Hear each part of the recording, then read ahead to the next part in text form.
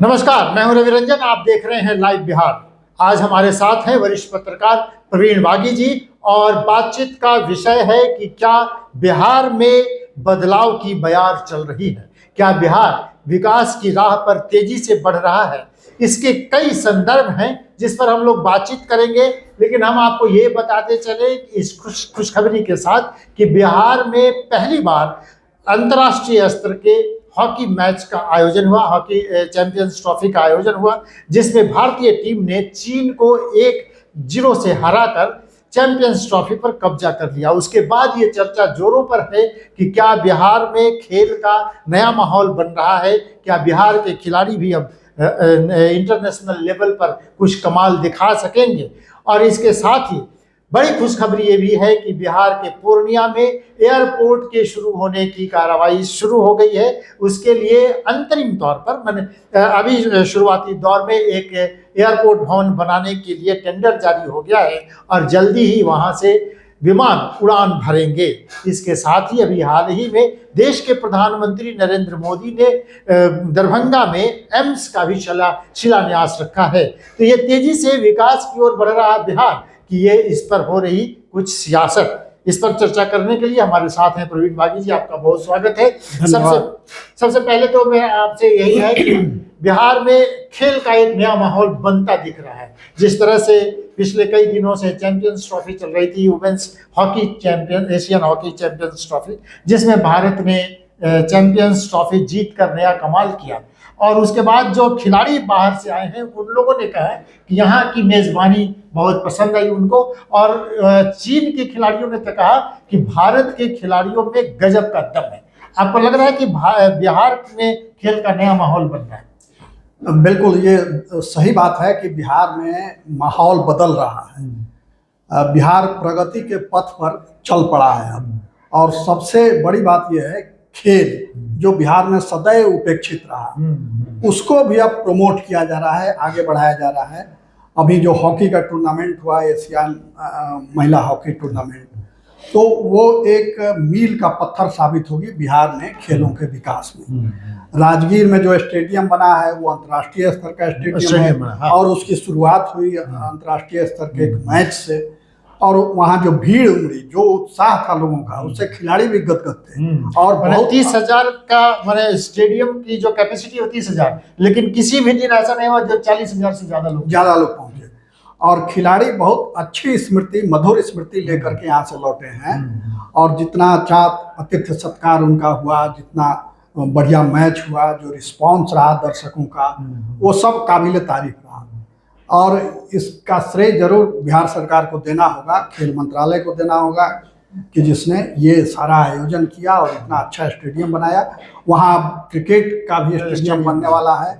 मगर उसमें दुखद बात ये है कि पटना में जो मोइनुल हक स्टेडियम है वो एकदम जीर्ण शीर्ण अवस्था में है, और सरकार ने उसको मरने दिया एक तरह से। और जब वो मरनासन्न है तब फिर बीसीसीआई को दिया गया है, और बीसीसीआई उसको डेवलप करेगी।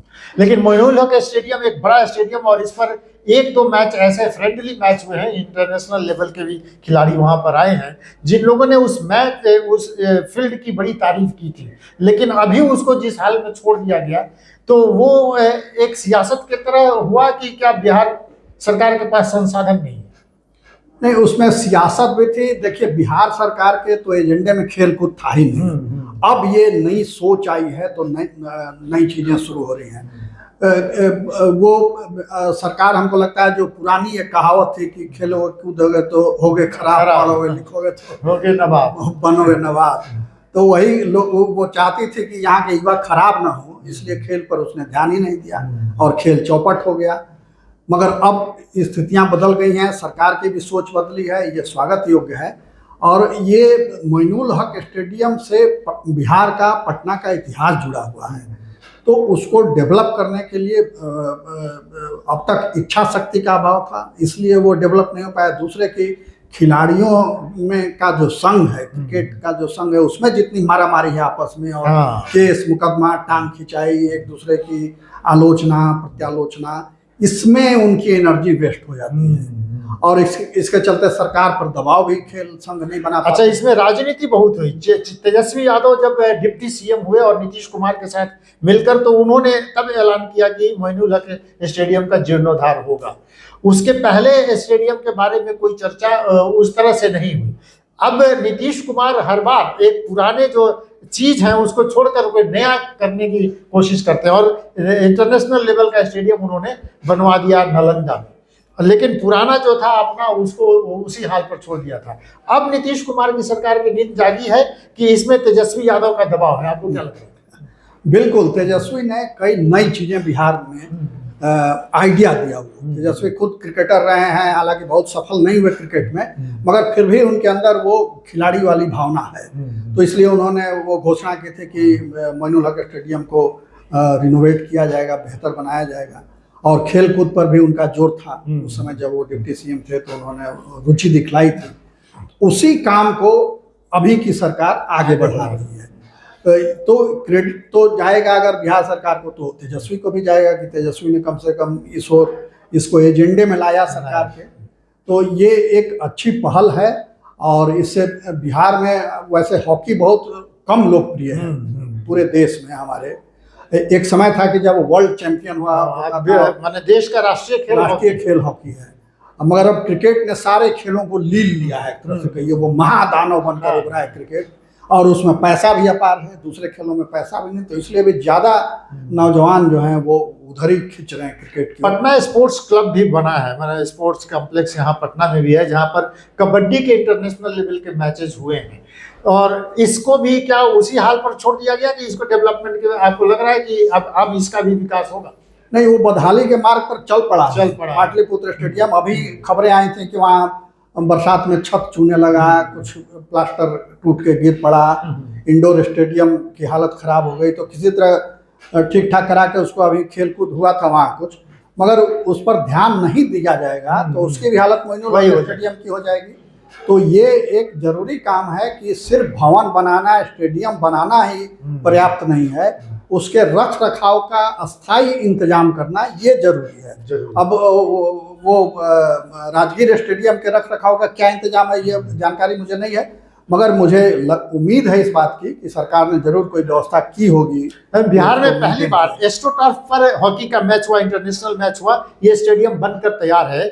बिहार के डिप्टी सीएम ने ये कहा है कि अगले 4 महीने के भीतर ही राजगीर स्पोर्ट्स कॉम्प्लेक्स में एक नया क्रिकेट का इंटरनेशनल लेवल का स्टेडियम बनके तैयार हो जाएगा। लेकिन पाटलिपुत्रा स्पोर्ट्स कॉम्प्लेक्स और मोइनुल हक स्टेडियम अभी भी अपने हाल पर, जो बदहाली वहां पर है उसी पर है। अब सरकार का दावा यह है कि बीसीसीआई मोइनुल हक स्टेडियम को डेवलप करेगी। इसके साथ ही सरकार ने प्रखंड स्तर पर खेलों के विकास के लिए खेल मैदान चयन करने के लिए जिला अधिकारियों को यह आदेश दिया गया है। तो अब इससे सरकार ने एक और ऐलान किया है कि मेडल लाओ और नौकरी पाओ। तो आपको लगता है कि सरकार के इन प्रयासों से बिहार में खेल का एक नया माहौल बनेगा और यहाँ के खिलाड़ी भी इंटरनेशनल लेवल पर जा सकेंगे? बिल्कुल, ये प्रयास अगर सफल रहा और चलता रहा, क्योंकि सरकारें आती जाती हैं और उसके एजेंडे भी बदल जाते हैं, तो ये खतरा यहाँ रहता है कि आज क्या होगा कल क्या होगा। तो ये अगर प्रखंड स्तर पर खेल पर विकास के लिए ध्यान दे रही है सरकार, वहाँ स्टेडियम बनेगा, खिलाड़ियों को प्रोत्साहन दिया जाएगा, तो नौकरी में उनको जगह दी जाएगी, तो ये एक बड़ी उपलब्धि होगी बिहार की, और इससे खेल का निश्चित रूप से विकास होगा। मगर दुखद ये है कि खेल के मैदान आज नहीं है बिहार में, वो समाप्त हो गए हैं। आप राजधानी पटना में देख लीजिए, जितने खेल के मैदान थे सब में पार्क बना दिया। ये ठीक है, अच्छी बात है कि आपने पार्क बनाया, लोगों को टहलने के लिए एक अच्छी जगह हो गई, बच्चों के लिए खेलने का, लेकिन बच्चों का खेल छीन गया। अब ले दे करके गांधी मैदान बचता है तो पूरे शहर से बच्चे वहीं आते हैं गांधी मैदान में खेलने। तो स्कूलों में भी खेल का मैदान डेवलप होना चाहिए, हर स्कूल में खेल का मैदान होना चाहिए ताकि बच्चे वहाँ भी खेल सकें। और कोर्स में जैसे पहले होता था कि 1 घंटी होती थी खेल की, उसमें आपको मैदान में जाना ही जाना है, तो उस पर भी जोर दिया जाना चाहिए। सिर्फ मैदान बनाने से नहीं होगा, मैदान में खेलने वाले भी आए और खेलने वाले कैसे आए इसके लिए इंतजाम करना होगा, उपाय करना होगा। तो चलिए, बिहार में खेलों का माहौल बनेगा ये हम उम्मीद कर सकते हैं, लेकिन इस पर सियासत तेज है। तेजस्वी यादव ये कह रहे हैं कि जब से उन्होंने शुरू किया है तब नीतीश कुमार उन्हीं की बात, उन्हीं के काम को आगे बढ़ा रहे हैं और श्रेय लेने की होड़ में है। ऐसे ही एक होड़ और है कि बिहार में 1 लाख से ज्यादा शिक्षकों को नियुक्ति पत्र दिया जा रहा है। ये कहा जा रहा है कि इस सरकार ने नई नियुक्तियां की हैं। हम आपको ये बताते चले कि ये वही शिक्षक हैं जो पहले से कार्यरत हैं, और अब जब बीपीएससी की तरफ से और उनकी दक्षता परीक्षा ली गई तो उनको एक बार फिर से सरकारी शिक्षक कह के और उनको नियुक्ति पत्र दिया जा रहा है। तेजस्वी यादव ने कहा था कि बिहार में नौकरी देना उन्होंने शुरू किया है। नीतीश कुमार श्रेय लेने की होड़ में है। श्रेय लेने की होड़ में वो एक तरह से ये पब्लिक की आंखों में धूल झोंका जा रहा है। क्योंकि वो शिक्षक जिनको नियुक्ति पत्र कल दिया मुख्यमंत्री ने और जिलों में जिलाधिकारियों ने और दूसरे अधिकारियों ने बांटा, 1 लाख से अधिक लोगों को दिया गया नियुक्ति पत्र, वो सारे शिक्षक कार्यरत पहले से कार्यरत और किसी न किसी स्कूल में वो काम कर रहे हैं वर्षों से, 1-2 दिन से नहीं, वर्षों से। सिर्फ उनको रेगुलराइज किया गया, उसके लिए परीक्षा ली गई। उनकी मांग थी कि हम लोगों का सरकारी सेवक के रूप में दर्जा दिया जाए, तो उसके लिए परीक्षा लेकर के और ये कर दिया गया, रेगुलराइज किया गया। ये कोई नई नियुक्ति नहीं है, ये बात लोगों को साफ साफ जान लेनी चाहिए। अब पहले भी पुलिस भर्ती का, दरोगा भर्ती का पहले से सब वही जो ट्रेनिंग ले रहे हैं उनको बुला के गांधी मैदान में सिपाही भर्ती के नाम पर और नियुक्ति पत्र बांट दिया गया। तो ये पब्लिक की आंखों में धूल झोंका जा रहा है और जनता को मूर्ख बनाने की कोशिश हो रही है। सरकार को ये बताना चाहिए कि आपने बिल्कुल नए कितने नौजवानों को नौकरी दी है, वो आंकड़ा सामने लाया जाना चाहिए। हम अपने दर्शकों को ये बताते चलें कि बिहार सरकार की नौकरियों में 3 लाख से ज्यादा रिक्तियां हैं। बिहार सरकार ने हालांकि 1 महीना पहले ये कहा था कि रिक्तियों का पता लगाया जाए और उस पर बहाली की प्रक्रिया शुरू हो, लेकिन ये चुनाव से पहले एक ये कह सकते हैं चुनावी शगुफा होगा कि यह सरकार सचमुच में लोगों को नौकरी देना चाहती है। नहीं, नौकरी देना अब मजबूरी है और ये सिर्फ बिहार सरकार की नहीं, पूरे देश में ये मांग उठ रही है नौजवानों की ओर से कि सरकारी नौकरी। तो आप देखिए हर जगह की सरकार अब इस पर ध्यान दे रही है। तो सरकारें इसलिए नौकरी देने से बच रही थी कि क्योंकि सरकारों के पास वेतन देने के लिए पैसे नहीं है। हालांकि तमाम सुख सुविधाओं पर मंत्रियों के, विधायकों के और दूसरे जनप्रतिनिधियों के उनको देने के लिए है, उसमें दिक्कत नहीं है, मगर आम आदमी को देने के लिए, बेरोजगार नौजवानों को रोजगार देने के लिए उसमें पैसा आड़े आ जाता है, बजट आड़े आ जाता है।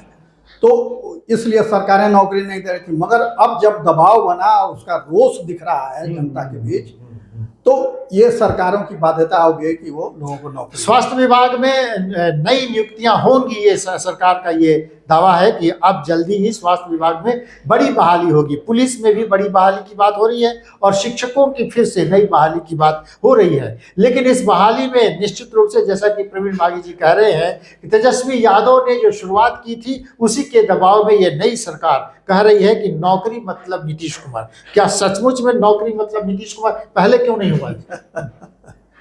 यही सवाल है, बड़ा सवाल ये है कि लगभग 20 साल से नीतीश कुमार हैं, तो माइनस तेजस्वी कितनी नौकरी इन्होंने दी अपने कार्यकाल में जब ये भाजपा के साथ रहे।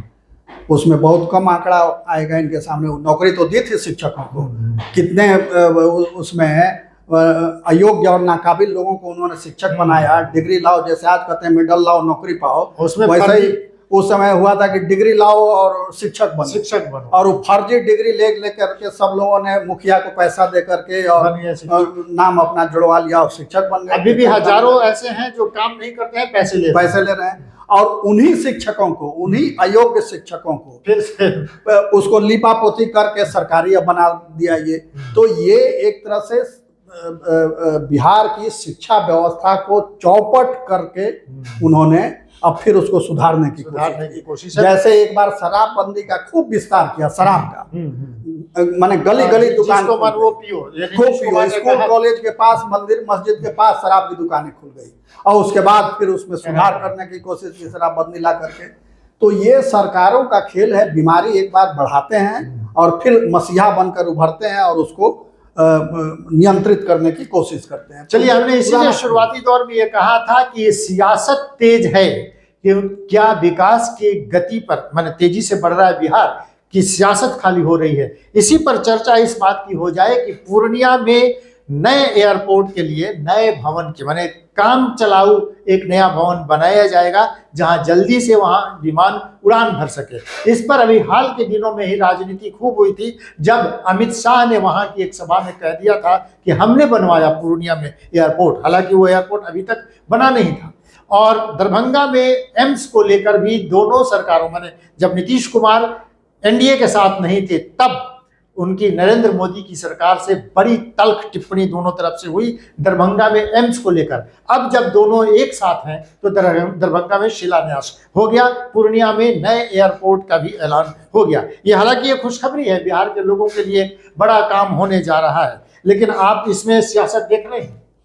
सियासत के वजह से तो ही इतने लंबे समय तक वो पेंडिंग रहा काम। हाँ, 9 साल से वहाँ पूर्णिया के लोग आंदोलन चला रहे हैं हवाई अड्डे के लिए, और वहाँ आधा इंफ्रास्ट्रक्चर मौजूद था।